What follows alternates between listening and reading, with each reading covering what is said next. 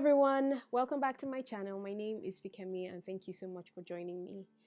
I don't know where to start today's video, but I'm just going to start from here. I just want to use this as an opportunity to say thank you to everyone that is actively fighting the COVID-19 virus pandemic that we have going around the world right now. To everybody, to everyone in the health sector, to every nursing practitioner, to every doctor, to every health sector worker, to every scientist, to every delivery personnel, to every cleaning personnel, anyone that is on the front lines fighting the virus. Thank you so much. You are doing the most. You are doing the most to make sure that this world is still livable at the end of the day. And my thoughts and my prayers are with you and your families. Thank you so much once again. I'm sure everyone would mirror my thoughts and opinions on how grateful we are for everything that you are doing.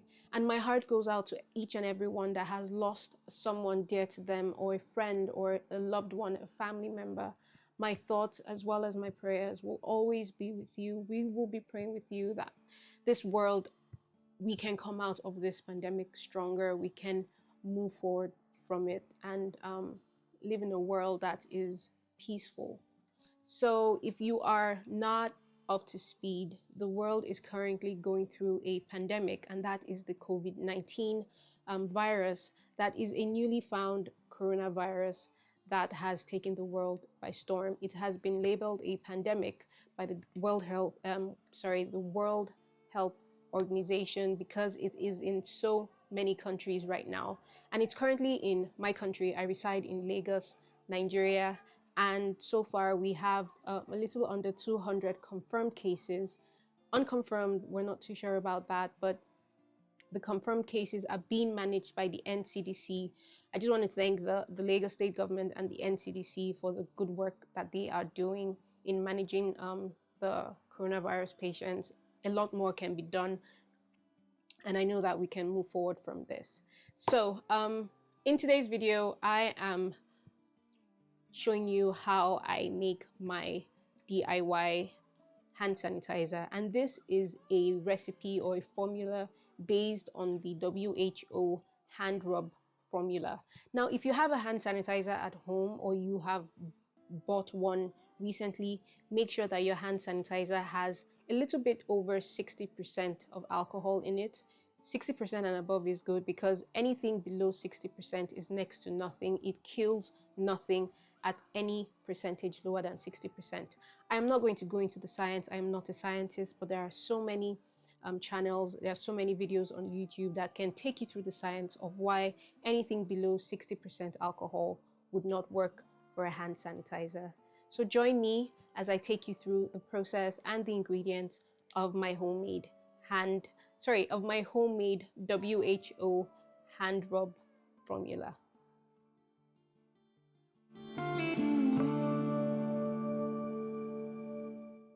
Alright, so I started with my formula and quantities well written out. If you're interested in my own formula, I will leave it in the description box so that it would be easier for you to work with.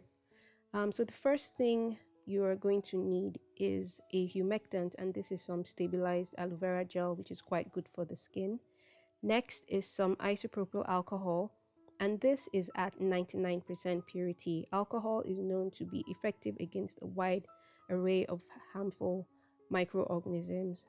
Next is hydrogen peroxide, which is used to decontaminate bacterial spores in your final solution. Next is some vegetable glycerine, which serves as a humectant or a moisturizer like the aloe vera gel.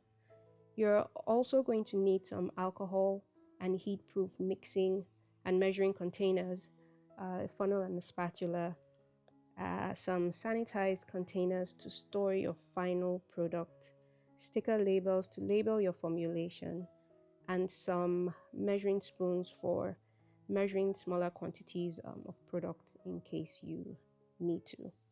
I also had some more alcohol if I needed more than what I had in the bottle. So my recipe called for 380 ml of isopropyl alcohol, but I measured a little bit over the 380 because alcohol evaporates and I still wanted my final product to have the intended amount of alcohol in it.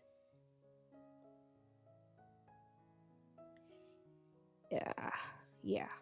So in another measuring cup, I went ahead to measure out some of the aloe vera gel, and my recipe called for 120 mils of aloe vera gel. Now, this isn't just your plain old aloe vera gel. This has some preservatives and stabilizers that helps to keep the aloe vera gel stabilized, and it also improves the efficacy of the product, and it minimizes spoilage. So once measured out, I added the I once it was measured out, sorry, I added that to the alcohol, which I think was wrong at the end of the day because I had a bit of a splash of the alcohol and from the gel hitting the container. So if you are trying this at home, please do it in the reverse. Now, as I was mixing, I noticed something a little bit weird going on with the aloe vera gel. I don't know if it's just the batch that I got, but after giving it a couple of brisk stirrs, I ended up having this white clump or mass at the bottom of the container. So I guess one of the ingredients in the aloe vera gel doesn't play so well with alcohol. But at the end of the day, I just sieved this out, as you would see as we move on. Next, I added some glycerine. Now my formula called for just 10 mils of glycerine, but glycerine is so good for the skin, so I ended up going overboard and added 30 mils of glycerine. I mean, your skin will thank you later, trust me. And the last ingredient right here is some hydrogen peroxide. Now, hydrogen peroxide is more or less an endgame product. My formula called for just a mil of hydrogen peroxide. I ended up using about 1.2 mils because I had a 0.6 mils measuring spoon. Now, the hydrogen peroxide is in your formula to kill any leftover bacteria that might have survived the sterilization process in your final formulation. It just helps the final product be as sterile as possible. Now, because of the clumping that I mentioned earlier, I had to decant the mixture into another container. I used a rubber mesh sieve to sieve all the lumps and clumps that were present when I was done stirring.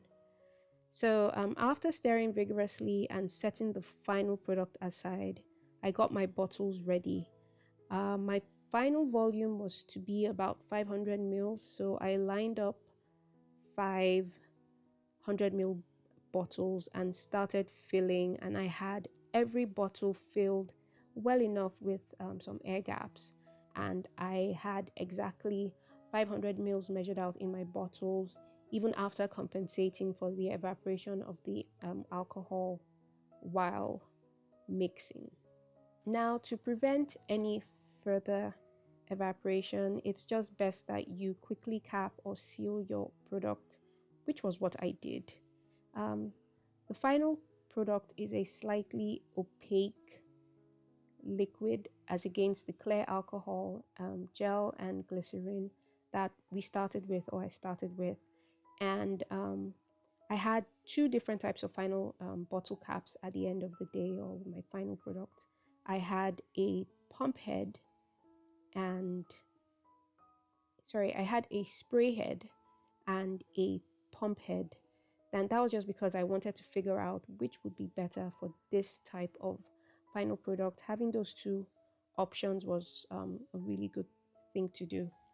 When I was done with that, I went ahead to label my final product.